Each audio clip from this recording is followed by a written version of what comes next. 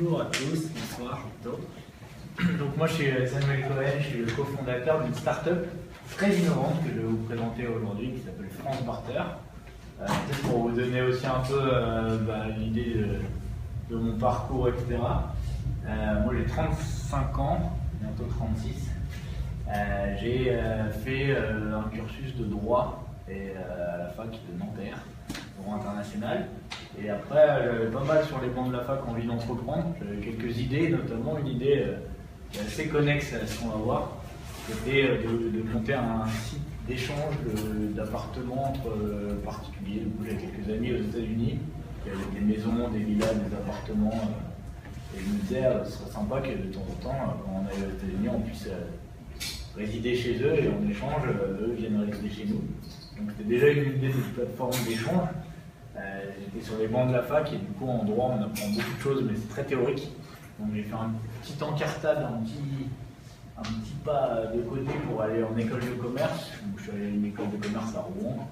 Je me suis spécialisé en entrepreneuriat, enfin, j'ai suivi tout le cursus en accéléré école de commerce avec une focalisation sur l'entrepreneuriat pour avoir un peu les clés de comment monter une société. Donc c'était assez intéressant comme formation parce que, un peu comme je viens devant vous ce soir, j'ai passé 3 mois ou 4 mois à voir que des entrepreneurs qui venaient nous expliquer ce qu'ils avaient fait, comment ils avaient réussi, comment ils avaient échoué, comment ils étaient remontés après un échec, et toujours assez animé par cette fibre entrepreneuriale.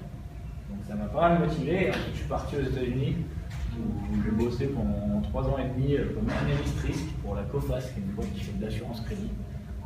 Mon métier c'était d'analyser les risques des entreprises pour voir celles qui étaient susceptibles de tomber en faillite. Sinon on assurait les risques. Donc, si une entreprise ne payait pas son client, qui était notre client, on assurait. Donc je suis parti en 2006 quand toute l'économie allait bien, tout le monde se portait bien. Les agences de notation mettaient des triple A et des très bonnes notes à tout le monde. Et ça n'a pas duré forcément puisque, comme vous le savez, en 2007-2008, il y a eu la chute des institutions financières, les grosses banques ont fait défaut, etc. Et du coup, une déflagration, un chaos financier et une déflagration sur toutes les strates de l'économie. Donc c'était assez intéressant de vivre ça comme une première expérience professionnelle aux États-Unis, donc à New York, qui est comme une ville très business, où en fait, les dirigeants d'entreprise se relèvent aussi facilement, mais c'était quand même une période assez chaotique, hein. Et j'ai découvert là-bas, parce que voilà, j'étais toujours un peu en veille de ce qui était intéressant comme idée entrepreneuriale qu'on avait aux États-Unis, qu'on n'avait pas forcément dans le bon vieux continent en France. Donc j'étais toujours animé un peu de cette envie d'entreprendre, et je regardais ce qui se passait là-bas et c'était intéressant d'importer. Et j'ai découvert le barter. Et le barter, si on traduit de l'anglais, ça veut dire du troc. Et c'est une forme de troc pour les entreprises. Donc c'est un réseau d'échanges sur lequel les entreprises vont venir pouvoir se plugger et vont pouvoir échanger des marchandises et des services entre elles. Donc pourquoi j'ai découvert ça là-bas dans un contexte économique un peu difficile? Et justement les entreprises, les banques qui étaient en difficulté finançaient de moins en moins les entreprises. Donc les entreprises se sont dit, on va se débrouiller entre nous, si on ne peut plus compter sur notre banquier pour nous financer, et on va se regrouper dans un esprit un peu de mutualisation de nos outils de production, de nos ressources, et de trouver un peu un système D pour continuer à faire du business, à faire du commerce entre nous, grâce au système d'échange, ce qui nous permet de travailler sans sortir de cash. C'est clair jusque-là? L'introduction de mon parcours et de cette rencontre avec une idée qui est véhiculée aussi dans les pays anglo-saxons, parce que pour l'avoir vécu et pour avoir vécu là-bas, les anglo-saxons, il y a quelque chose qui est très prégnant là-bas et qu'on a moins en France, c'est la confiance, notamment dans les relations inter-entreprises. Je pense que vous êtes tous passés par le monde de l'entreprise, certains ont sans doute pu un peu aussi occuper des fonctions commerciales. Et en France, c'est vrai que quand vous démarchez commercialement les entreprises, souvent, on vous dit j'ai pas le temps, j'ai pas le budget, j'ai pas l'envie.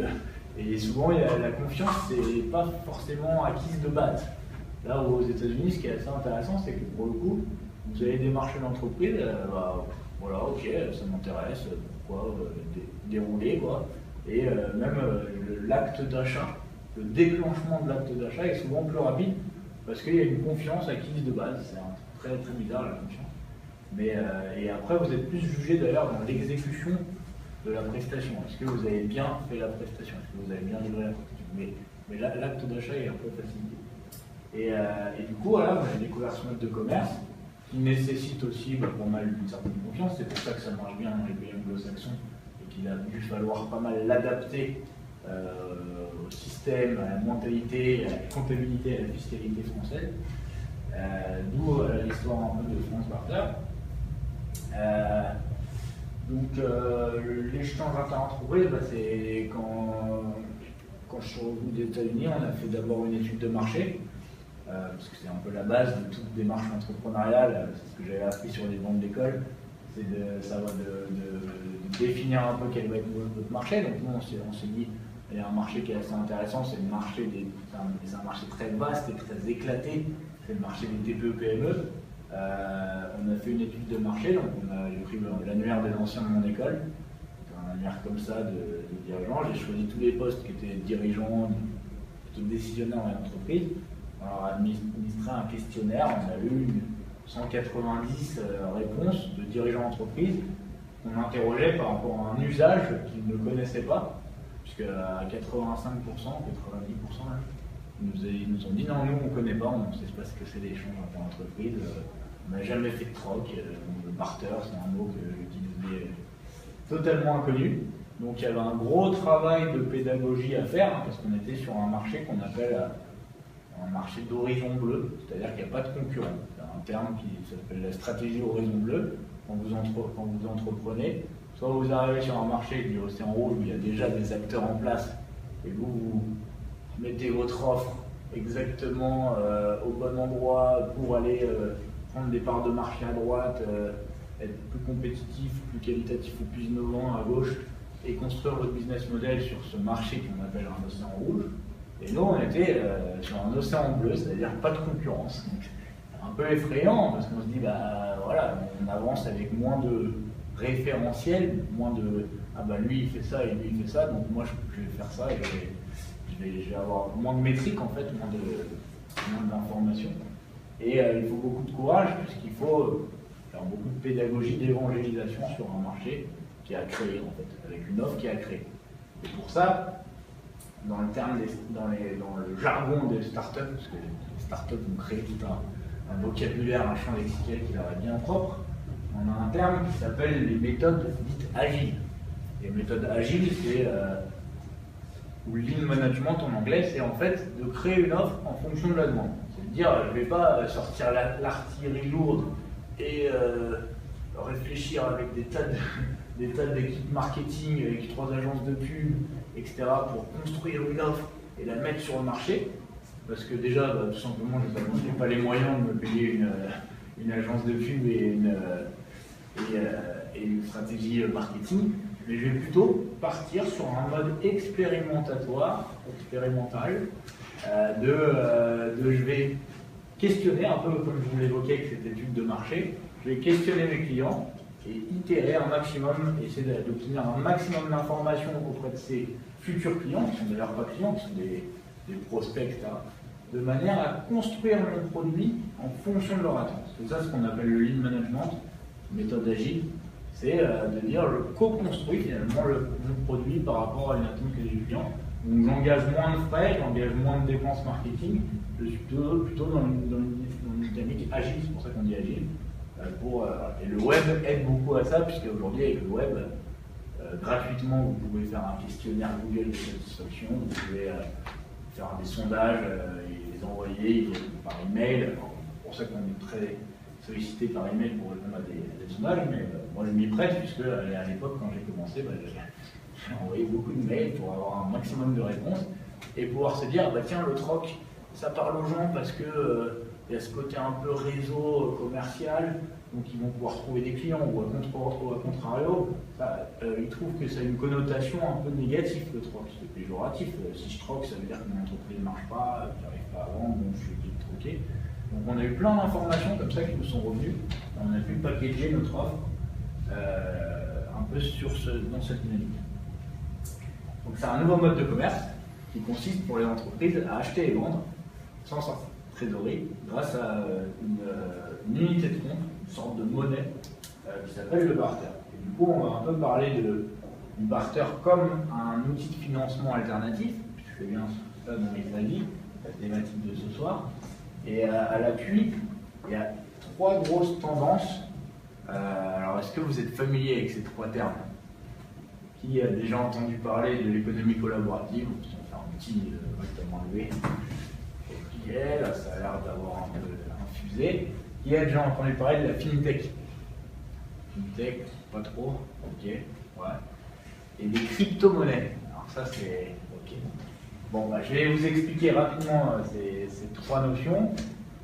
L'économie collaborative, manifestement, vous avez entendu parler, parce que c'est toutes ces plateformes un peu digitales qui révolutionnent, qui créent des nouveaux écosystèmes avec des communautés et des nouveaux usages au sein de ces communautés. Donc la plus connue dont vous avez entendu parler, c'est évidemment covoiturage, Blablacar, etc.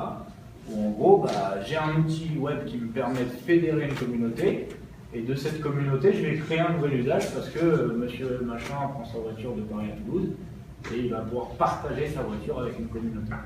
Donc l'économie collaborative, elle vient du web, elle vient de pas si longtemps en arrière, hein, de 6-7 ans, où voilà, on s'est rendu compte qu'une des fonctions premières du web, c'était de créer des communautés, et à partir de ces communautés, on pouvait créer des nouveaux usages.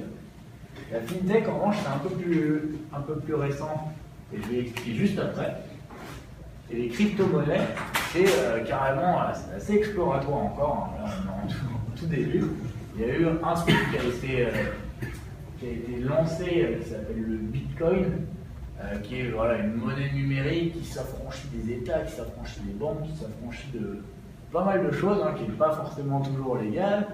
On ne sait pas trop qui il y a derrière. Ça a été créé avec beaucoup de conscience quand même par une communauté de gens qui sont très indépendants, qui se sont dit on en a marre que l'argent transite par les banques et par toute une série d'intermédiaires, et on veut reprendre un peu le contrôle sur un truc clé qui est l'argent, parce que l'argent il régit tout en fait si on y pense dans un monde mondialisé, capitalistique, etc.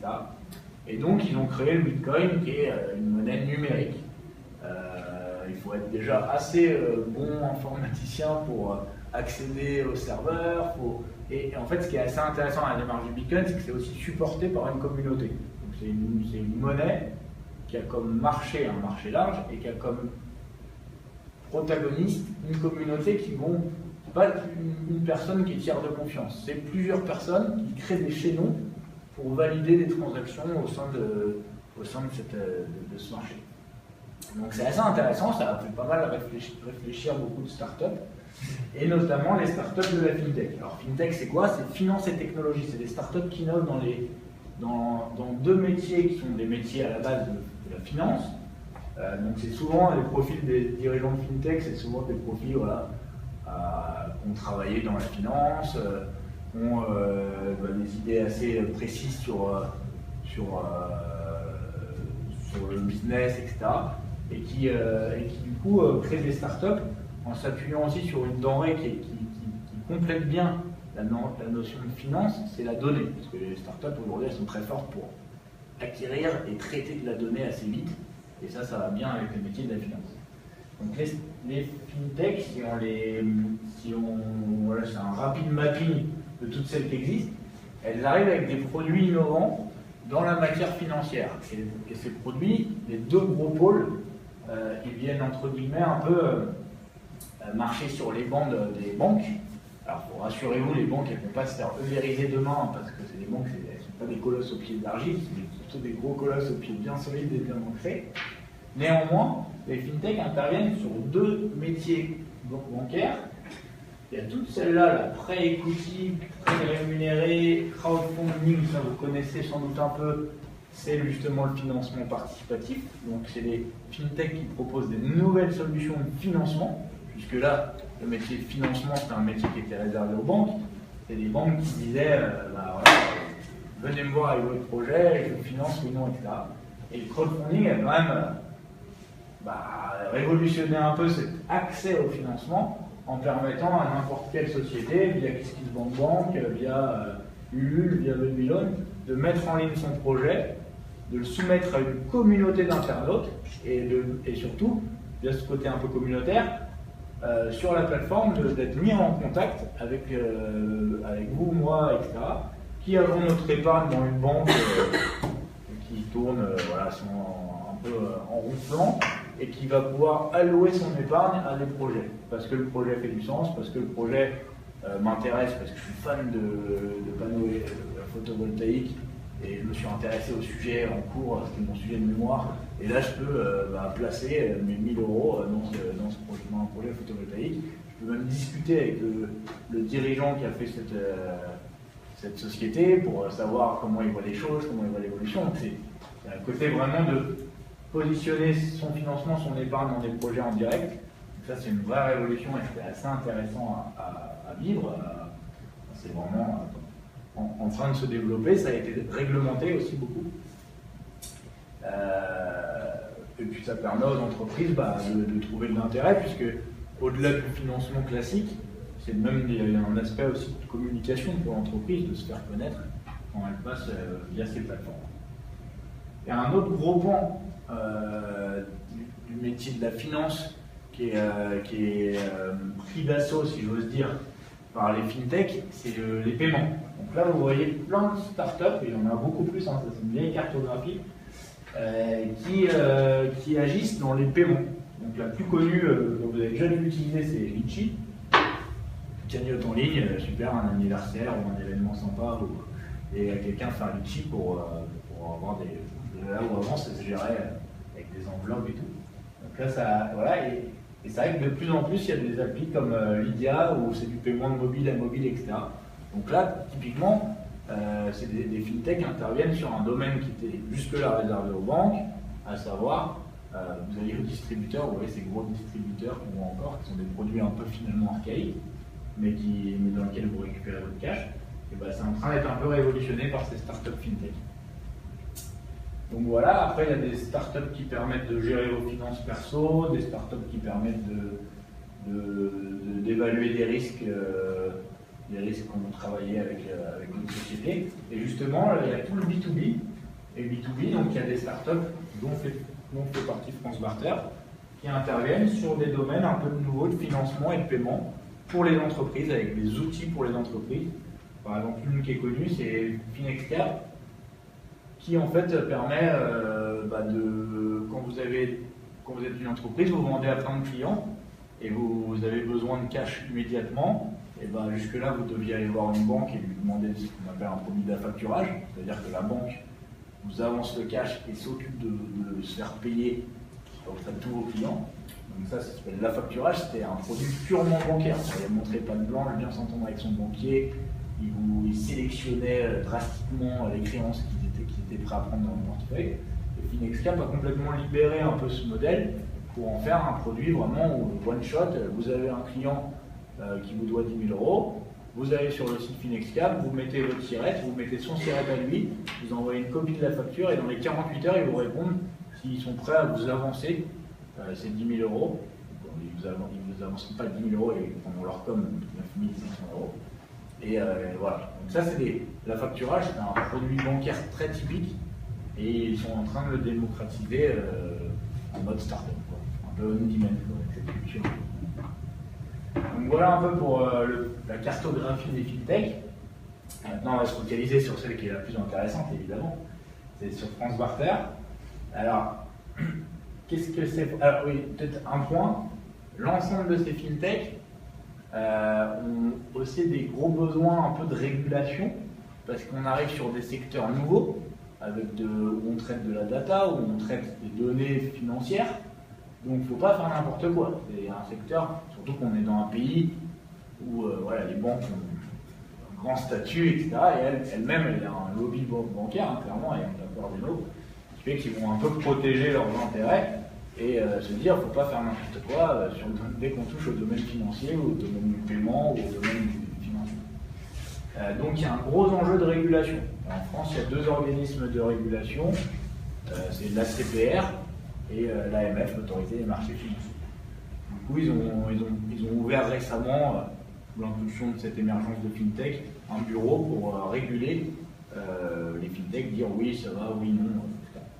Et les premiers à avoir fait ça, c'est les acteurs du crowdfunding, financement participatif, qui se sont réunis en association pour justement porter leur voix auprès de, à l'époque c'était Macron qui était ministre de l'économie, avec Axel Lemaire, ministre du numérique, changer plutôt que de se payer des prestations, est-ce qu'on ne risque pas d'être lésé dans la TVA? Donc on leur a expliqué que non, on veillait scrupuleusement à que sur toute transaction, il y ait bien des factures qui soient émises avec de la TVA qui était enregistrée comptablement et qui était payée à l'État. Parce que sinon, ils n'auraient pas été d'accord du tout. Et en l'occurrence, c'est bien ça dont il s'agit. L'échange, c'est un mode de paiement des factures pour les entreprises. Donc, je vais vous donner un exemple très concret. Et donc, ils ont pas mal réfléchi sur la question et ils ont organisé un atelier en 2012 où ils ont convoqué lors des experts comptables plusieurs acteurs du financement justement, et ils ont publié un rapport ministériel en 2013 qui explique comment cette pratique est encadrée et comment ça s'organise. Alors, je vais l'expliquer, juste une petite introduction sur pourquoi aussi l'échange. Le constat de départ, c'est de dire que les entreprises dans le contexte économique actuel ont de moins en moins de facilité à vendre. Donc elles se retrouvent avec une notion pas très sexy à expliquer, mais des actifs inutilisés, des actifs sous-exploités, on peut aussi dire des actifs dormants. C'est-à-dire qu'une entreprise, comme elle vend moins, elle a une activité un peu plus en ralentissement, et ben elle a une salle de travail qu'elle n'utilise pas, elle a des collaborateurs qui sont oisifs, et tout ça, elle va pouvoir le valoriser via cette place de marché, le mettre à disposition de la communauté. Et c'est l'offre et la demande qui vont créer de la valeur pour ces actifs inutilisés. Elle a des besoins de trésorerie forts. Ça, je l'ai évoqué, hein, les banques financent un peu moins. Il y a pas mal d'études qui sont sorties sur le fait que les TPE-PME français étaient un peu sous-financés. Et du coup, elles ont souvent des besoins de trésorerie parce qu'il faut se digitaliser, il faut faire de la com, il faut embaucher, il faut externaliser pas mal de compétences. Et souvent, les dirigeants d'entreprise disent « ça m'intéresse, mais j'ai pas le budget, donc j'attends l'année prochaine pour prendre un avocat ou pour prendre un cabinet de recrutement ». Et du coup, ça fait qu'ils se retrouvent à peiner un peu parce qu'ils n'ont pas la trésorerie, ils n'ont pas les ressources financières pour le faire. Donc la solution du barter est assez intéressante en cela, c'est que nous, on propose vraiment une marketplace, une place de marché online sur laquelle chaque entreprise va définir ses offres, ce qu'elle peut proposer à la communauté d'entreprises, et aussi définir ses besoins, ce qu'elle cherche à financer. Et on va se lancer dans cette logique un peu d'économie collaborative, en permettant aux entreprises d'acheter et de vendre sans sortie de cash. Donc comment ça se passe? Une entreprise aujourd'hui, on va prendre un exemple très concret, on va prendre une société qui fait de la location de salles d'événementiel, donc un théâtre à Paris. Lui, il a besoin d'ordinateur, il a besoin de mobilier plus ou moins spécialisé, il a besoin souvent de repas d'affaires et d'impression. Puisque là, s'il veut financer ses dépenses, il va sortir de la trésorerie, il va faire un paiement en virement bancaire ou en chèque. Nous, ce qu'on a introduit, c'est un paiement en barter. C'est ce que j'expliquais. C'est un mode de règlement des factures qui a été validé donc avec Bercy lors de la publication du rapport et qui nous explique qu'en fait, on va pouvoir payer avec de la compensation de factures. C'est-à-dire que le théâtre, il va vendre de la privatisation, auprès de clients membres du réseau, il va dire voilà, ma salle coûte 4 000 € la privatisation. Il va trouver des entreprises qui veulent faire un séminaire ou une formation ou même un cours de théâtre. Super, ça c'est une offre à 6 000 €. Et il va donc les facturer, ces entreprises, comme des clients classiques. Et sur la facture, il va simplement rajouter une mention qui va dire paiement par compensation via France Barter. Donc c'est un mode de règlement de la facture.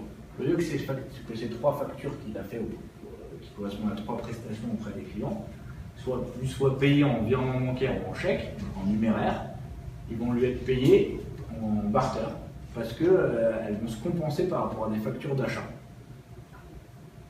Bon, je vous ai un peu perdu là, mais c'est parce qu'on arrive sur de la création monétaire, c'est génial.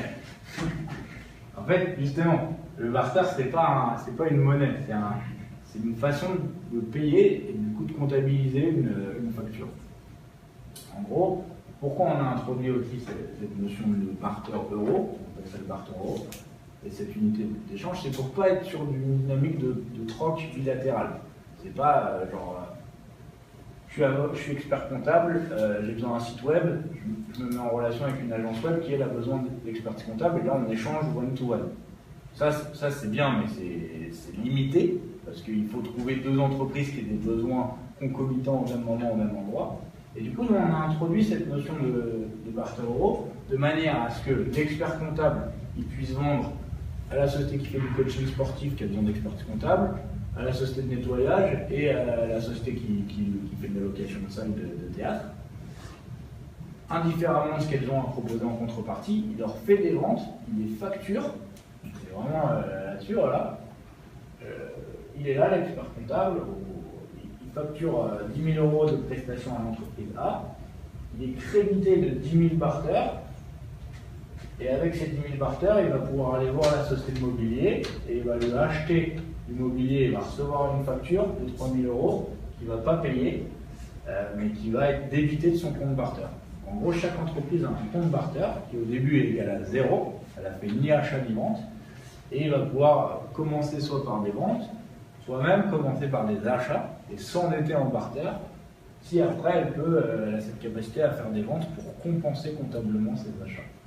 Donc c'est de la compensation de facture, tout à fait légal, ça a été donc validé par Bercy, et comptablement ça s'enregistre comme des ventes d'un côté et comme des achats de l'autre, et les deux factures se compensent. Et nous, ce qu'on envoie à chaque fin de mois, c'est un relevé de compte barter qui référence toutes les opérations qui ont été menées, les ventes d'un côté, les achats de l'autre, et le solde barter de la société, qui peut être positif, comme là, où il a fait une vente à 10 000 et il a réalisé deux achats à 5 000 et 3 000, donc il garde 2 000, donc il peut continuer à faire des achats. Mais il y a aussi un autre cas de figure où une entreprise, si elle rejoint le réseau et qu'elle a un besoin un peu prégnant, elle a besoin d'acheter. On va prendre justement la société qui fait du mobilier de bureau. On a eu le cas la première année. On a une société qui ne faisait pas du mobilier de bureau, elle faisait du mobilier design, mais avec des assez beaux produits, des canapés, des luminaires, etc. Et ils sont venus frapper à la porte du réseau France Barter en disant on a besoin de traduire tout notre site, tout notre catalogue de produits. Ils ont un catalogue avec 500 références, plus d'imprimer nos plaquettes une fois qu'elles seront traduites, parce qu'on va sur des salons dans toute l'Europe, etc., parcourir l'Europe. Et on leur a dit, ok, nous ce qu'on fait à ce moment-là, c'est qu'on analyse sa capacité de vente, et de là, parce qu'on regarde sur la plateforme toutes les sociétés qui chargent du mobilier. Donc on a vu qu'il y avait sur les 300 entreprises qui étaient membres, il y en avait une trentaine qui avaient dit qu'elles cherchaient du mobilier quand elles définissent leurs besoins. Donc on s'est dit, on a un petit algorithme qui calcule son potentiel de vente et qui dès lors lui alloue un découvert barter.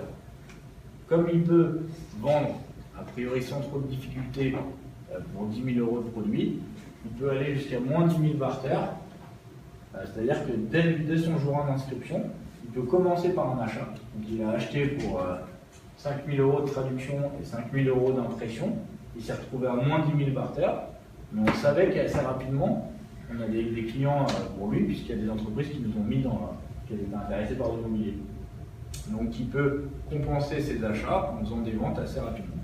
Et c'est ça le principe du barter, c'est de la compensation de facture d'une part, et c'est aussi de la capacité de financement court terme, financement de trésorerie, sur des ventes futures. C'est-à-dire, je peux acheter des prestations sans les payer, parce que derrière, je sais que je vais faire des ventes auprès d'autres membres du réseau, et que ça va permettre de rééquilibrer mon solde. Dans le cadre de ce compte barter, qui est une sorte de comptabilité parallèle, qui rentre dans les lignes comptables de l'entreprise. Quand vous faites des ventes en barter, ça rentre dans votre chiffre d'affaires.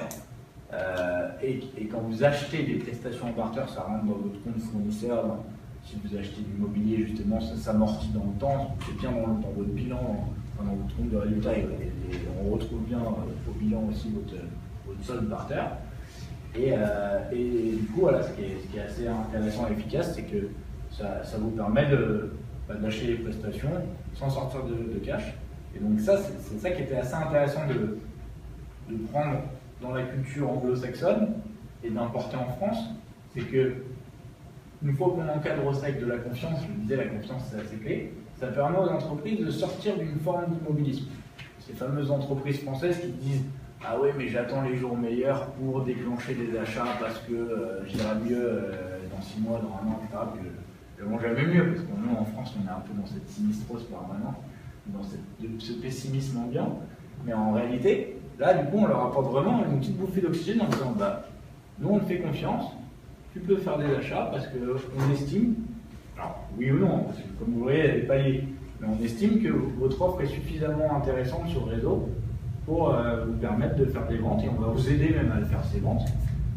Et du coup, ça nous permet de trouver des clients d'un côté et de trouver des fournisseurs de l'autre. Très clairement, les avantages, ils sont au nombre de 4 dans la notion de barter. C'est qu'on va permettre à une entreprise, dès son inscription, de devenir fournisseur. Aujourd'hui, on a plus de 1000 entreprises membres, dont certaines font pas mal de barter, donc qui sont assez dans une démarche d'achat. Donc ça va aider une entreprise à développer sa clientèle de façon significative, de se créer ainsi un nouveau canal de vente. Ça va lui permettre aussi d'optimiser sa production. Ça, c'est un élément très clé du barter. Par exemple, nous, on travaille beaucoup avec l'hôtellerie ou avec les entreprises qui ont des problématiques de stock. On a par exemple aussi un traiteur qui, lui, toute l'année est très occupé. Voilà, il est débordé, même parfois, il ne faut même plus lui parler. Mais par contre, il y a des moments où, vacances scolaires ou en juin ou juillet, et bah, hop, il y a une grosse chute, un gros creux d'activité. Et là, il nous dit, bah, à ce moment-là, ramenez-moi des clients sur cette période d'activité, parce que moi je suis en creux d'activité. Ou l'hôtel qui dit, bah, moi j'ai sur ma saisonnalité de janvier à mars, j'ai un taux de remplissage à 40%. Donc nous on va les aider à qualifier leurs offres et à valoriser leurs actifs inutilisés à ce moment-là. Alors intégrer un réseau d'affaires, ça vous l'avez compris, il y a vraiment une dimension de réseau dans la notion, un peu même explication que l'économie collaborative, et préserver sa trésorerie, vous l'avez compris aussi, donc c'est permettre aux entreprises d'acheter des prestations en limitant les contraintes budgétaires, donc de décomplexifier pas mal de choses. Est-ce que vous avez des questions à ce stade? Moi j'en ai une. Ouais, dites-moi. Pardon. Est-ce que, là on parle d'achat, donc est-ce qu'il y a sur le même système pour un aspect de location de prêt? Parce que ça peut être des services, ça peut être justement un fournisseur de traiteur, de chèvres ou autre. Est-ce qu'il y a de la location finalement? Oui, tout à fait. Bah, on a sur le réseau, les entreprises en fait peuvent mettre tout un tas d'offres et le traiteur peut dire bah, je vous vends une prestation de traiteur, mais je peux aussi faire une ligne de produits. J'ai des manches debout, des chaises qui sont utilisées sur tout l'hiver. Bah, je peux vous les louer aussi en barter et je fais une facture de location. On a beaucoup eu de mal à avoir des sociétés de location de véhicules. Ça faisait partie des demandes sur lesquelles on avait beaucoup d'entreprises qui nous disaient j'ai besoin de louer un véhicule. Donc on allait voir les gros. Donc nous, quand on a beaucoup de demandes sur un secteur, bah, on va prospecter les entreprises dans ce secteur en leur disant bah, on a 10 clients potentiels pour vous. Donc on allait voir Hertz, on allait voir Avis, on allait voir je ne sais plus lesquels, Europcar, mais ils nous ont tous dit non, mais nous on est trop gros, etc. Par contre, on est allé voir deux petits loueurs de véhicules qui, eux, nous ont dit bah, nous, super, on a un parc de véhicules de 110 véhicules et on a toujours 80 utilisés, mais on a toujours 30 qui sont inutilisés. Donc, je suis prêt à faire de la location courte durée, longue durée, etc. Et plus récemment, on a une start-up qui a rejoint le réseau qui s'appelle Virtuo.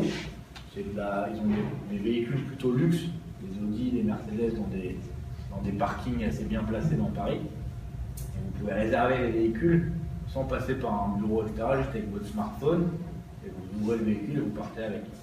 Et eux, ils sont sur le réseau, et du coup, ils ont capté plein de clients. Eux, ils sont plus B2C, mais ils lancent leur B2B. Donc, ils avaient besoin d'acheter un fichier, ils avaient besoin de faire un peu de com. Donc, ils l'ont financé en barter, et en échange, nous, on leur ramène plein de clients qui leur prennent des locations de véhicules. à 100 €, la location 200, 300. Ils ont fait 2 gros achats pour 5 000 et 5 000, donc ils étaient à moins 10 000. Et là, ils sont en train de rééquilibrer leur compte barter en faisant pas mal de ventes. Eux, ils font partie de ceux qui ont été d'accord pour commencer par un achat et rembourser après. Ce qui n'est pas le cas de tout le monde. Aux États-Unis, où il y a une culture aussi très liée à être en crédit, à s'endetter. Les Américains, ils passent leur vie à s'endetter.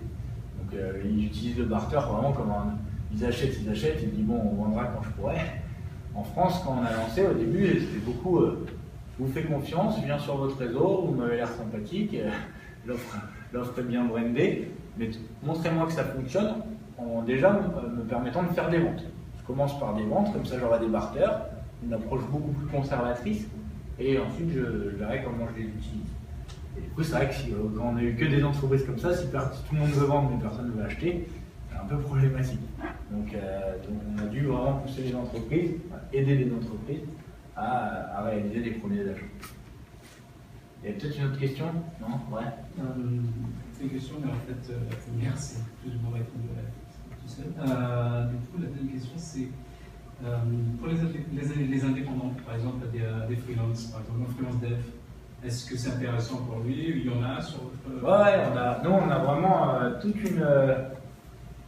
tout un spectre en fait très large d'entreprises. Ça va vraiment de l'artisan, on a un ferronnier qui est tout seul et qui fait des ferronneries, il taille des pièces dans le métal, à des agences web où ils sont à 150 et ils sont à la pointe du digital, etc.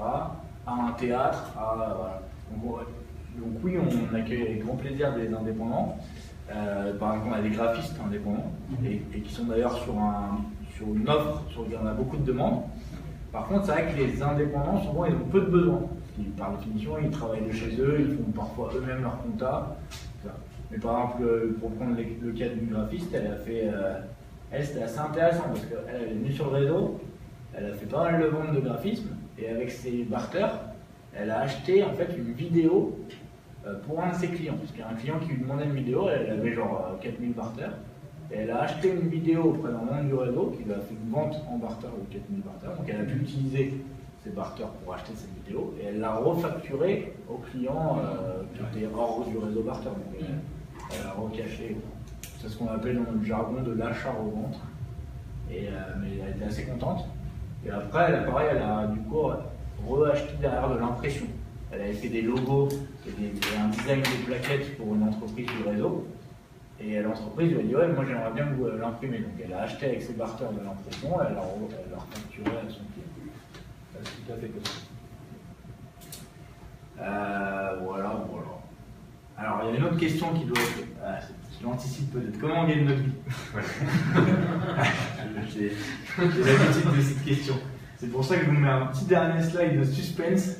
Et je vous demande à tous réfléchir à comment on gagne notre vie en organisant un système d'échange et notamment parce que comme vous le voyez, on est une petite équipe et que nous on n'est pas payé en barter. J'ai essayé, mais les salariés ne peuvent pas être payés en barter. En plus on fait vraiment un gros travail de fond puisqu'on doit animer ce réseau. Comme je l'ai évoqué, quand on a des demandes sur un secteur d'activité et qu'on n'a pas ce secteur, on va nous prospecter. Donc il y a un vrai travail aussi de démarchage commercial pour faire grossir le réseau. Une plateforme online avec un développeur qui doit être dans le coin là, et qui du coup travaille ardemment à avoir une plateforme sur laquelle les entreprises peuvent vite naviguer, etc. On organise aussi beaucoup de rencontres et d'événements réseau. Donc tous les mois, on organise un petit déjeuner ou un déjeuner pour faire se rencontrer physiquement les membres du réseau pour que plus facilement ils puissent commencer à faire des échanges et à travailler ensemble. Parce que c'est vrai que je parlais de confiance. Quand même vraiment le vecteur de confiance, c'est aussi de se rencontrer physiquement des personnes. On a un catalogue de produits et de services barter, on a une newsletter hebdomadaire dans laquelle on met en avant les nouveaux membres qui rejoignent le réseau. Et on met aussi en avant les membres qui ont beaucoup acheté et qui sont en négatif barter et on pousse leur offre pour qu'ils puissent faire des ventes. C'est vraiment ça notre métier, c'est de permettre toujours d'équilibrer les achats et les ventes. Et l'animation sur les réseaux sociaux. Donc ça c'était la petite slide pour dire qu'on travaille dur et qui préfigure la slide sur notre business model.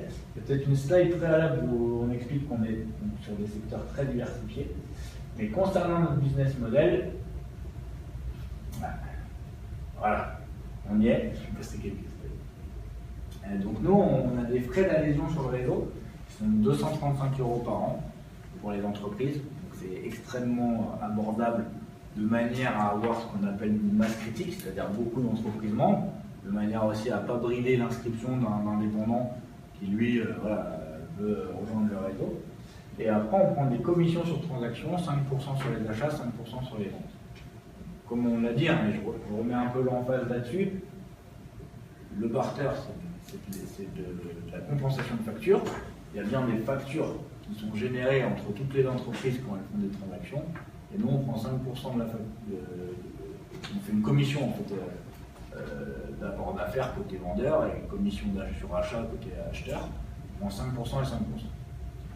Aujourd'hui, pour vous donner un ordre d'idée, donc on a commencé en 2014 avec au début très peu d'entreprises, peu aussi de transactions. Et l'entreprise, en plus, c'était assez timide. Quand une fois, elle se lançait pour faire des achats, elle me disait je vais acheter des cartes de visite.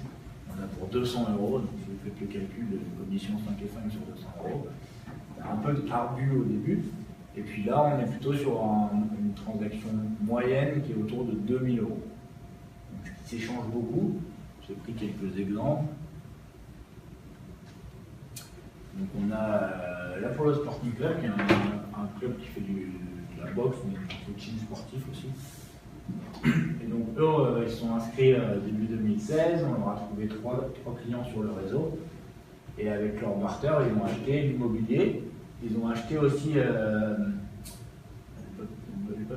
ils ont acheté en fait des postes en coworking. En fait, ils avaient pris à un moment donné, ils sont 3 associés, ils avaient pris 3 stagiaires. Et ils avaient besoin de. Les stagiaires, ils ne pouvaient pas les mettre dans un club de gym, donc ça sent la chair, etc. Donc ils avaient besoin de bureaux, etc. Donc on a sur le réseau des coworking qui leur ont facturé en barter 6 postes de coworking à 300 € le poste, 1800 € par mois, comme un loyer, pour avoir les 6 postes pendant 6 mois. C'était un besoin un peu éphémère. Ils l'ont financé en barter. Ils ont acheté du champagne parce qu'ils avaient un événement.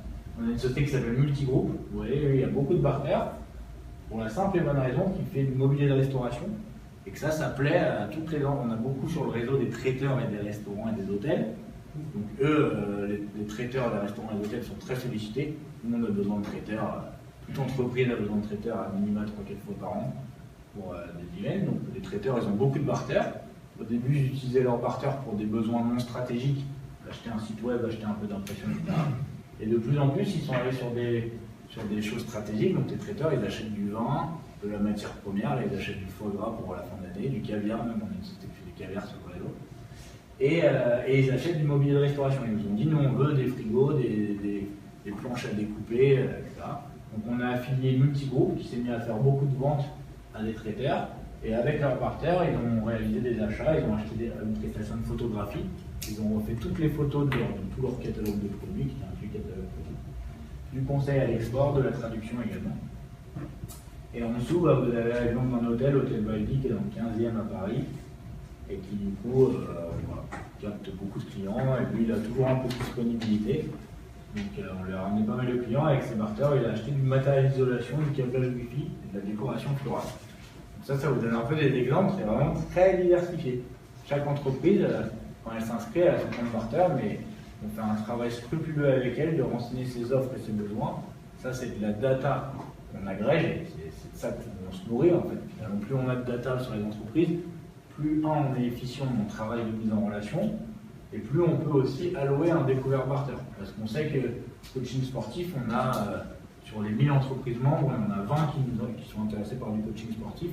Donc on se dit, c'est une offre sur laquelle on a de la demande. A contrario, si on a 0 demande sur du coaching sportif, et on va déjà lui demander de faire des ventes pour après qu'il puisse faire des achats. Donc voilà, c'est vraiment une place de marché où l'offre est là, où on s'intéresse à faire équilibrer l'offre et la demande. C'est une sorte d'économie parallèle. Et dernier point, alors je suis très bavard, donc je ne vais pas regarder trop le temps, mais c'est bientôt fini là. Ouais. On a fait un choix de forme juridique qui est assez particulier. En fait, comme je vous l'ai expliqué un peu dans la démarche entrepreneuriale de France Barter, on a réfléchi comment ils faisaient aux États-Unis, on a regardé un peu tous les modèles, etc. Puis après, on s'est dit, voilà, en fait, quand on a fait l'étude de marché, il y avait beaucoup d'entreprises qui disaient, mais moi j'ai un peu peur, si j'ai une monnaie virtuelle, si j'ai un crédit, que je ne puisse pas l'utiliser. C'est vraiment la grande phobie des Français. Hein. Ils trouvent toujours les complications et les choses un peu douloureuses. Et ils disaient, et surtout, j'ai peur de travailler avec une start-up, parce que vous êtes une start-up, par définition, vous êtes fragile. Si moi demain je fais 20 000 € de vente sur le réseau, parce que je suis une boîte qui a une super offre, etc., donc la location de véhicules, je me retrouve avec 20 000 barter, quid de... quand je veux les utiliser, j'arrive sur votre site, mais je me rends compte que vous avez fait faillite, auquel cas je me retrouve avec une créance irrécouvrable de 20 000 €. Donc là, il y avait un vrai manque de confiance. J'ai beaucoup insisté au cours de cette présentation sur la confiance, parce qu'on est dans du B2B, et autant quand vous faites, si vous êtes amené à faire une entreprise en B2C, finalement, les particuliers, ils marchent un peu à l'affect, ils n'ont pas de... Voilà, ils vont vous dire, ah bah tiens, tous mes potes sont sur cette appli, je m'y mets et puis je me creuse pas la tête. Dès qu'on est sur le B2B, sur une entreprise, où il y a quand même des enjeux financiers, il y a besoin d'une confiance. Et comment on répond à cette confiance? On s'est un peu creusé la tête et en se disant, bah, on va essayer d'impliquer les entreprises au maximum, d'avoir aussi une transparence dans notre fonctionnement qui est la plus ouverte possible et la plus participative possible, puisqu'on est dans cette dimension d'économie collaborative. On a même un métier qui est basé sur la mutualisation. Et du coup, tous ces termes à coller, on s'est dit, bah, en fait, on devrait se structurer sous forme coopérative. Et en fait, une coopérative, c'est une forme juridique que je vous ai dit. Moi, j'ai fait une école de commerce pour avoir les bases de l'entrepreneuriat. Et à chaque fois, il y a tout un chapitre sur quelle forme juridique choisir. Et personne ne parle de la coopérative, ils disent tous SARL, SA, etc. En vrai, une coopérative, c'est assez intéressant parce que c'est une forme juridique où vous pouvez intégrer au capital vos utilisateurs ou votre communauté. Et dans l'ère un peu de l'économie collaborative, il y a beaucoup de résonance avec cette forme juridique, puisque nous, on s'est dit, bah, super, notre actif principal dans cette démarche, nous, start-up, on est effectivement fragile, on est effectivement sujet à plein de difficultés, mais notre actif principal, c'est nos entreprises utilisatrices. Et ces entreprises, pourquoi pas se mettre sous forme coopérative et qu'elles souscrivent à une part à 100 € et qu'elles deviennent sociétaires, comme grosse particularité de notre start-up, en plus d'avoir une offre assez originale, innovante plus qu'originale, et du coup ça assure en fait la pérennité, la gouvernance, ce qu'on appelle en fait la gouvernance partagée, c'est-à-dire que en tant qu'actionnaire ou sociétaire, on dit bah, les entreprises viennent aux assemblées générales, votent pour les résolutions, donnent leur avis sur le plan stratégique qu'on leur développe. Et du coup, c'est une façon de changer la relation avec un client, qui n'est pas juste un client lambda, mais qui est du coup, en tant qu'actionnaire, qui a un peu son mot à dire. C'est un peu le principe des banques. À l'époque, les banques étaient créées sous forme coopérative, mais après, l'engouement pour les produits bancaires les a un peu éloignés de leur vision un peu mutualiste et coopérative développée à la base. Mais là, du coup, nous, on est vraiment dans une dynamique de dire on travaille toujours un peu de façon expérimentale en impliquant au maximum nos utilisateurs. Et une autre règle dans les coopératives qui est importante, c'est qu'il y a une mise en réserve, une grosse partie des résultats qui est mise en réserve légale, indivisible, impartageable. Donc ça assure une pérennité financière de l'entreprise. Au cas où il y a des coups durs, au cas où il y a des entreprises qui sont en négatif barter et qui se cassent la gueule, bah, du coup on a une réserve aussi qui assure la pérennité de... Quelle est la proportion de membres du réseau qui deviennent sociétaires? Bonne question, bah, on essaie de le plus. Puisqu'en fait, quand les entreprises s'inscrivent sur la plateforme, ils reçoivent le bulletin d'inscription et ils sont tenus de nous le renvoyer. Et aujourd'hui, donc on a dépassé en septembre la barre symbolique des 1000 entreprises. Et on a 50% qui sont à jour de quand on envoyer une conférence de souscription et du coup qui viennent. On a fait l'assemblée générale, là où on a présenté les comptes de 2016. On l'a fait en juin et on avait quand même 75 sociétaires qui sont venus. Et du coup, en plus, pour eux, c'est sympa parce qu'on leur présente les comptes et puis après, on fait un networking. Il y avait une boîte qui fait du champagne qui est venue avec du champagne, il y a une boîte qui est un traiteur qui est venu avec des plateaux repas, etc. Tout le monde est venu aussi un peu. C'est assez convivial en plus l'idée de venir. Et ça permet de faire du business aussi, puisque voilà, on fait un petit tour de table, chacun s'est présenté pour ceux qui voulaient, c'est présenté. Ça a duré longtemps. Mais c'est sympathique. Donc ça, c'est un petit. C'est une spécificité, mais qui a son importance par rapport au fait qu'on soit on crée un système financier un peu nouveau, quoi. Donc il faut vraiment border les contours. Et le fait d'avoir une transparence dans le modèle, c'est assez fondamental. Parce qu'une entreprise, quand elle vient à l'AG, elle se dit, ils me présentent leurs comptes, les 2015, 2016, 2017, ils font que comme ça. Moi, ça ne me va pas, j'estime qu'il y a un risque, donc je peux solder mon compte barter et quitter le réseau, parce que au moins j'ai appréhendé ce risque, chose qu'on n'aurait pas dans une structure classique. Donc, voilà aussi pour cette spécificité. Je crois que j'ai à peu près tout dit, donc si vous avez des questions, n'hésitez pas. On a des partenariats, comme beaucoup de startups. Ce qui nous a beaucoup aidé, c'est d'avoir le soutien et l'aide des banques. Ça a été assez long parce qu'au début, les banques nous ont regardé un peu comme un ovni, etc. Mais voilà, comme vous le savez, comme vous l'entendez dans la presse économique, il y a beaucoup de projecteurs qui sont mis sur les startups, et notamment sur les startups fintech.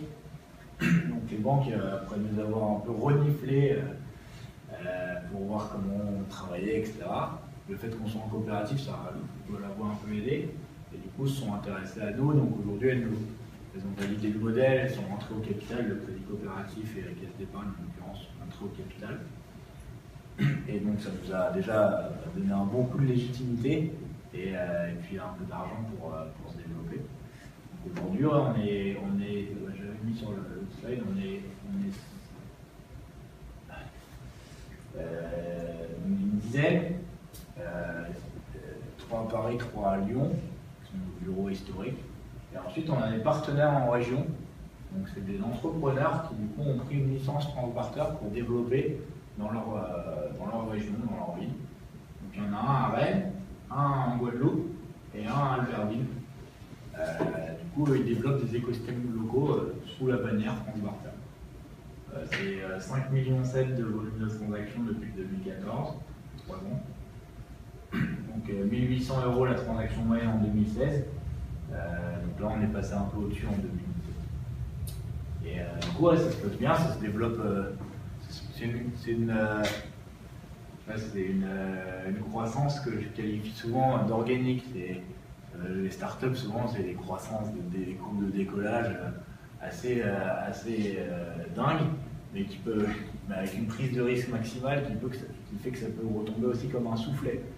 Et surtout qu'il y a beaucoup de startups pour pas beaucoup d'élus, en gros. Nous, on est sur un modèle B2B, et comme je vous l'ai évoqué, avec la notion de coopérative, la notion d'embarquer, de faire un système quand même assez pérenne, qui s'institutionnalise et qui devienne assez gros. Donc c'est pas la même approche que beaucoup de mentalité ou de développement de start-up. Très clairement, on est un peu comme aussi les sociétés de crowdfunding qui sont sur un développement assez long terme, en disant on a un vrai produit de financement nouveau. Donc on n'est pas là juste pour une réussite très court terme, mais plutôt on s'inscrit dans le moyen long terme. Et ça, c'est pas toujours évident, avec les startups, souvent leur grille de raisonnement, elle est à 2-3 ans, il faut que ça décolle, sinon j'arrête tout, c'est pas grave, je passe à autre chose. Nous, on a quand même une velléité à s'inscrire un peu dans le temps, en prenant le temps et en faisant bien les choses pour pousser ces valeurs un peu de mutualisation des production, de confiance, etc. Et comment vous avez fait pour convaincre les premiers membres de s'inscrire dans votre réseau? Parce qu'il y a une sorte d'effet de seuil pour que ça marche. Exactement. On a fait beaucoup de rendez-vous, on comptait avec mon associé Arthur. On a les 2 premières années, avec les petites équipes, hein, stagiaires inclus, etc.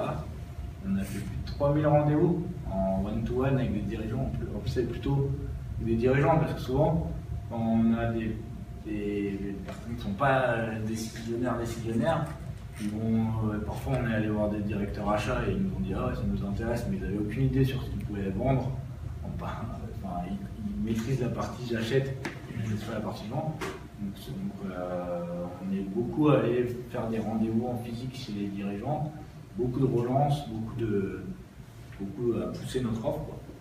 Et un vrai travail de terrain. C'est ça qui a payé parce qu'on a tout écrit. Comme je disais, on a une méthode agile, on a tout expérimenté, des emailing, des salons, des partenariats avec les acteurs plus gros, etc. Et c'est vrai que notre conclusion, ça a été quand même de dire il faut aller vite parce qu'il faut avoir une masse critique, un seuil d'entreprise membre pour aller vite. Et pour aller vite, le plus efficace, c'est quand même de prendre des rendez-vous et de mouiller la chemise et d'aller rencontrer les dirigeants, de leur expliquer l'offre. Plus souvent, ils ne s'inscrivent pas dès le premier coup. Il faut retourner, relancer, etc. Là, j'ai fait mon 3e rendez-vous il y a 2 semaines à Beson, dans une entreprise familiale qui fait des extincteurs. Et parce qu'on avait de la demande sur des extincteurs et du matériel de protection incendie. Et voilà, du coup, là, ils se sont inscrits. Et du coup, ils sont inscrits à 2 semaines. On leur a déjà ramené 4 clients. Là, et ils vont faire là, c'est un bon cas. Ça a mis du temps à s'inscrire. Mais on a bien incité parce que derrière, on avait vraiment de la demande. Et du coup, là, elle va faire pour 12 000 ou 14 000 euros, peut-être un peu plus même de vente en 2 semaines. Et du coup, on a bien identifié avec elle ses différents besoins. Elle a des besoins en communication, elle veut même faire des cadres photos dans cet atelier et tout. Donc voilà, donc ça prend du temps. L'acquisition prend un peu de temps, mais derrière, il y a une vraie dynamique qui se crée. Ça reste des petites entreprises? Ouais, en l'occurrence, celle-là, c'est une entreprise de 100 salariés qui font 5 millions. Donc c'est plutôt une belle PME. Mais sinon, ouais, on a aussi on a quand même, en gros, c'est une entreprise qui a entre 5 et 150 salariés. C'est plutôt des TPE, PME. Les grands groupes, on en a certains. Et surtout les groupes médias, qui sont membres du réseau. Et eux proposent de l'espace publicitaire. Donc ça intéresse beaucoup d'entreprises. Et eux achètent beaucoup d'événements. Ils font beaucoup d'événementiels, des jeux de concours, etc. Il y a un média très connu, dont je tairai le nom, qui après les élections nous a acheté pour une de nos grosses opérations de l'année. Ils ont acheté pour 60 000 euros de vin. Ils avaient besoin de faire un OP et de faire gagner 600 coffrets de vin, etc. Donc voilà, c'était pas mal. Et je veux savoir, est-ce que ça coûte d'être en négatif en barter? Non, il n'y a pas de taux d'intérêt, on n'est pas une banque. C'est pas mal. Ah, c'est tellement formaté. Ah ouais, carrément. Non, mais c'est vrai que souvent, je disais, les banques s'intéressent de près à ce qu'on fait. Et souvent, le réflexe du banquier, une fois qu'on a déroulé toute la présentation, il fait ok, mais ils sont où les taux d'intérêt? Et du coup, on dit bah non, pas de taux d'intérêt. Déjà, juridiquement, on ne pourrait pas, puisque pour le coup, il faut être établissement bancaire hein, pour faire les taux d'intérêt. Et en l'occurrence, pour être établissement bancaire en France, il faut s'approcher. Hein, vous ne pouvez pas déclarer établissement bancaire du jour au lendemain, et même de toute façon, on n'a pas envie ni besoin de faire les taux d'intérêt. Nous, c'est vraiment de dire l'entreprise a acheté une prestation, elle a une dette. Cette dette, elle est constatée sur son compte barter et elle peut rester en négatif autant de temps qu'elle veut, sauf que nous, on n'a pas intérêt à ce qu'elle reste en négatif, donc on va lui ramener des clients pour qu'elle rééquilibre. Il n'y a pas de notion de taux d'intérêt, il n'y a pas de date de péremption. En fait, elle peut rester potentiellement en négatif barter autant de temps qu'elle veut. Dans nos conditions générales d'utilisation, on dit qu'au bout de 2-3 ans, si elle refuse en plus de traiter les clients qu'on lui envoie, bah là on peut exiger à ce qu'elle rembourse son découvert barter en numéraire. C'est vraiment le seul cas où il y a une convertibilité possible.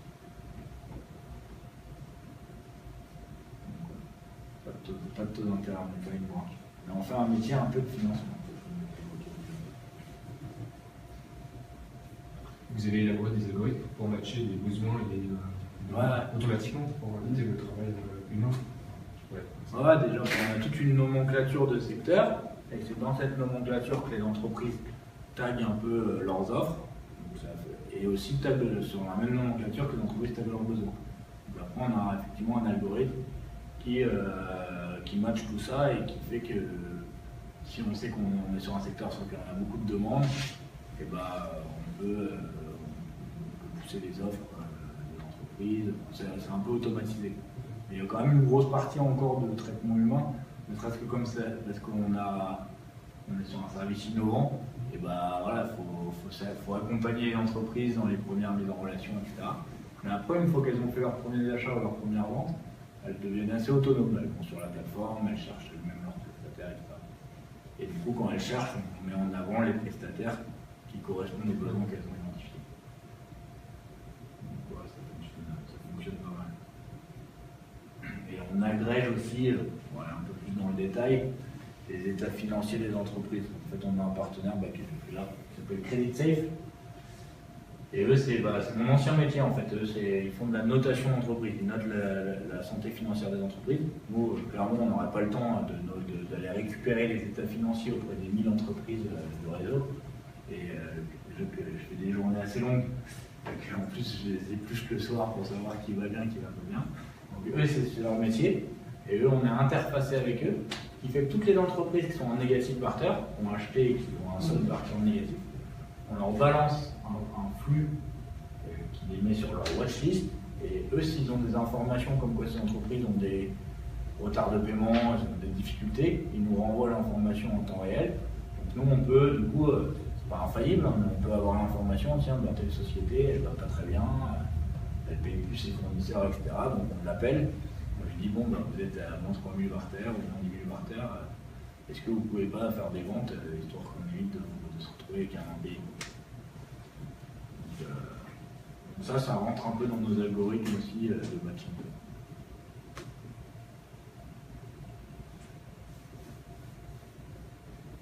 Voilà, comme toutes les startups, on a bénéficié du BPI. Je ne sais pas si vous connaissez, c'est la Banque publique d'investissement, d'innovation, d'innovation.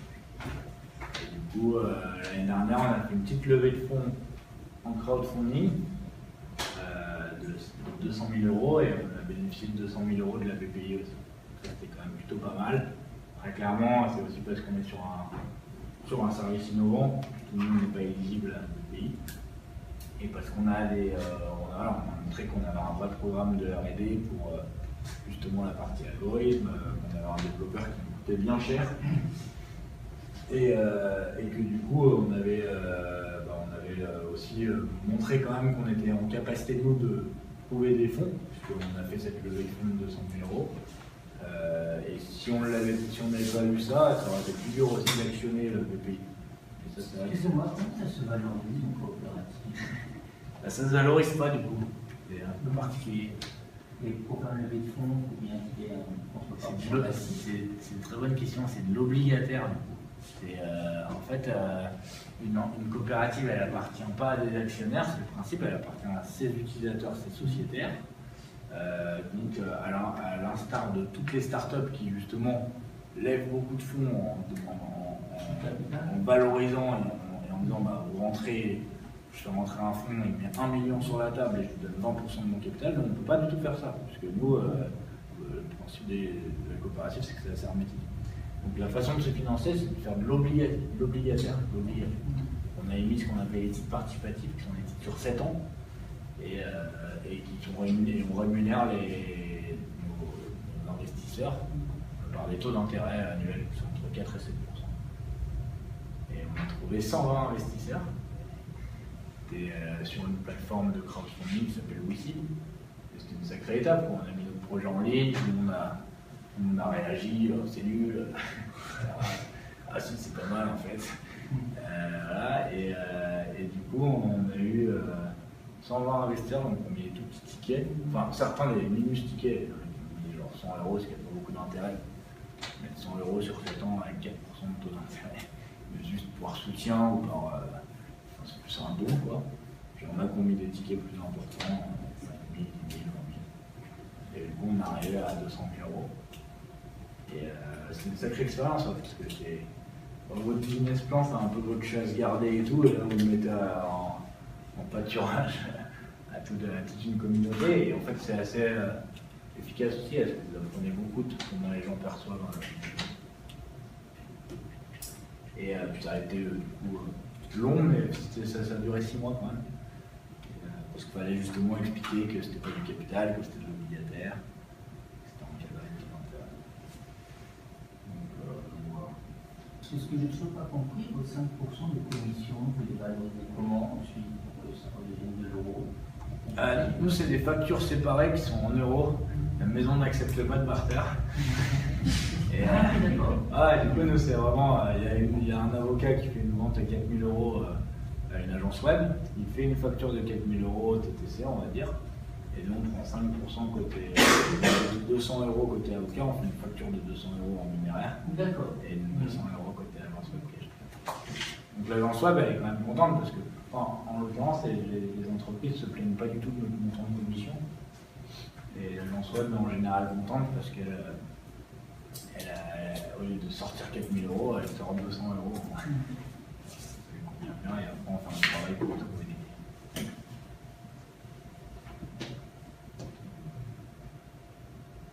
Et IRTA, qu'est-ce que c'est comme société? IRTA, c'est International Reciprocal Trade Association. C'est l'organisation qui chapeaute toutes les sociétés de barter dans le monde. Donc c'est un peu. Il y a des équivalents carrément. Aux États-Unis, pour vous donner un ordre d'idée, il y a 70-80 sociétés de barter aux États-Unis et Canada. En France, on est tout seul. On a longtemps fait le cavalier seul. J'ai expliqué la stratégie de l'océan bleu au début. Quand vous arrivez sur un marché, il n'y a pas de concurrents. Au début, c'est un peu perturbant. Vous dites, bon, ils vont arriver là. Et puis en fait, ils n'arrivent pas. Donc vous dites, peut-être que s'ils n'arrivent pas, c'est peut-être pour des bonnes raisons, je ne sais pas. Et là, ils sont enfin arrivés. Là. Il y en a un qui est arrivé en 2016 et un qui est arrivé en 2017, très récemment en septembre. Donc, ce qui fait qu'on est 3 en France maintenant à faire du barter, c'est génial. Et aux États-Unis, il y a 70 sociétés, il y en a qui sont très grosses. La plus grosse revendique 75 000 utilisateurs. Ils ont carrément des cartes et des terminaux de paiement. Quand vous rejoignez le réseau de barter, vous recevez votre carte de crédit barter et tout, c'est très américain. Il y a beaucoup de sociétés, beaucoup de restaurants, d'hôtels, etc. qui prennent les barters. Et l'IRTA référence toutes les sociétés de barter, parce qu'on a aussi hors États-Unis, on a en Suisse, on a une en Italie, en Espagne. Et donc, vous pouvez aller sur leur site, il est assez intéressant, il y a une espèce de map monde avec toutes les sociétés de barter. Il y a des passerelles, des équivalents. Justement, ils travaillent sur ce qu'ils appellent UC. Universal Currencies, où là c'est une sorte de méta-monnaie barter qui permet aux différentes entreprises de barter d'avoir un compte les unes chez les autres pour pouvoir faire des transactions entre les sociétés de barter. Nous, on a été pas mal sollicités parce que les Américains ne sont pas fous. Ils se sont dit on va trouver des hôtels à Paris, à Lyon et en France. Et ils nous ont aussi demandé pas mal de vin, c'est quand même notre denrée principale, ne nous voilons pas la face. Et pour l'instant, on a un peu réfréné parce qu'on ne sait pas encore exactement. Nous, c'est plutôt des TPE-PME, elles voyagent peu, elles sont peu à l'export. Donc on se demande un peu ce qu'eux vont pouvoir bénéficier en contrepartie auprès de la société de barter du Minnesota. Donc on attend un peu de voir si nous on a de vraies demandes, soit de produits, soit de sociétés qui veulent plutôt faire du business international, avant d'ouvrir les vannes sur ce. C'est très intéressant. Après, il faut bien comprendre que le barter, ça reste un mode de commerce alternatif. Ça n'a pas vocation à remplacer les échanges commerciaux monétaires classiques. Une fois de plus, aux États-Unis, c'est beaucoup plus démocratisé. Les sociétés de barter et l'IRTA, dans tous ces communiqués, dit qu'il ne faut pas dépasser plus de 20% de son chiffre d'affaires en barter. Ça reste alternatif. Ça, c'est important de bien le garder. Souvent aussi, quand on présentait au début à les dirigeants d'entreprise, ça les affolait un peu, parce qu'ils disaient, mais attendez, si je me mets à faire 50-60% de mon chiffre d'affaires en barter, mais comment je vais faire pour payer mes taxes? Donc on leur a dit non, c'est vraiment à la marge, quoi.